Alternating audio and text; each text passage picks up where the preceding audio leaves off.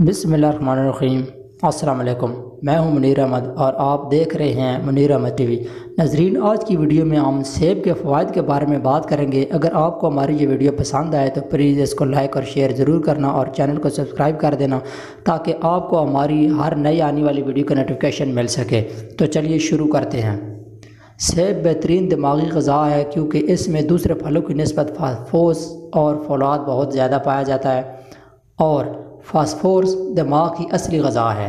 सेब जिगर के फेल को दुरुस्त करके सुस्ती को दूर करता है, ज़हनी और दिमागी क़ुव्वत को बढ़ाता है। इसके मतवातर इस्तेमाल करने से खून साले पैदा होता है, रंगत निखर आती है, रुखसारों में सुर्खी पैदा होती है।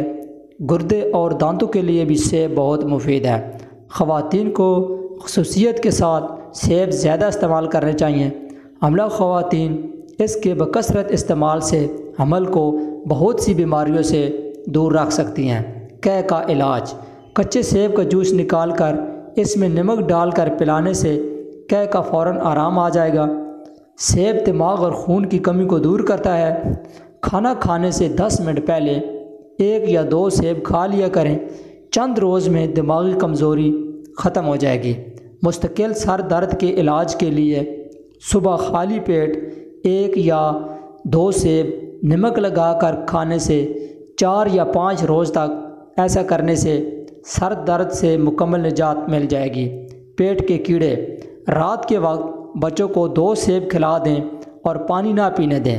7 रोज़ तक ऐसा करने से पेट के तमाम कीड़े पखाने के रास्ते से निकल जाएंगे। काबिल रश्क सेहत के लिए सुबह खाली पेट 3 से 4 सेब रोज़ाना खा लें और साथ दूध का 1 गिलास पी लें। 1 या 2 माह ऐसा करने से आपकी सेहत काबिल रश्क हो जाएगी। भूख ना लगना: ताज़ा सेब के जूस में चुटकी भर स्याह मिर्च, सफ़ेद ज़ीरा और नमक मिलाकर पीने से भूख में इजाफ़ा होता है और ग़िज़ा जुज़्व बदन बनने लगती है, जिससे आपकी सेहत काबिल रश्क हो जाएगी। नाज़रीन, अगर आपको हमारी ये वीडियो पसंद आई है तो प्लीज़ इस वीडियो को दोस्तों के साथ शेयर ज़रूर करना और वीडियो को लाइक कर देना और चैनल को सब्सक्राइब कर देना ताकि आपको हमारी हर नई आने वाली वीडियो का नोटिफिकेशन मिल सके। तो मिलते हैं किसी नेक्स्ट वीडियो में।